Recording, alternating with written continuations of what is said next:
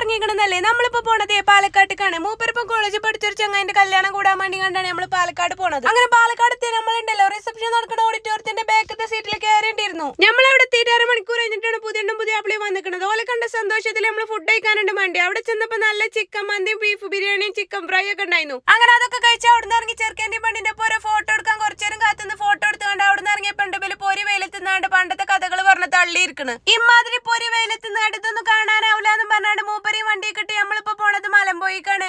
മലമ്പുഴത്തിന് നമ്മളുണ്ടല്ലോ ഡാമിന്റെ ബാക്ക് സൈഡായ കാവ് ഐലൻഡ് കാണാൻ വേണ്ടിയിട്ടാണ് ആദ്യം ചെന്നത്. അവിടെ ചെന്നപ്പോണ്ടല്ലോ കുറെ നേരം ഒന്നും കണ്ടു നിൽക്കാൻ കഴിഞ്ഞില്ല. അമ്മാതിരി ചൂടേനാട്.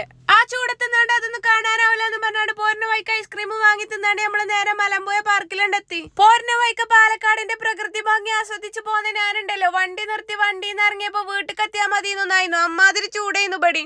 കാവ് ഐലൻഡ് കണ്ടു പോരുമ്പോത്തിന് പാർക്കത്തെ വെയില് പോയിക്കോളെന്ന് പറഞ്ഞ അതിലൊക്കെ കറങ്ങി പോന്നപ്പോഴും പാർക്കത്തെ വെയിൽ അതിലും പോയിട്ടുണ്ടായിരുന്നില്ല. പിന്നെ കുറച്ചേരം അതിൽ കറങ്ങി നടന്ന് നാട്ടിൽ പോന്നു.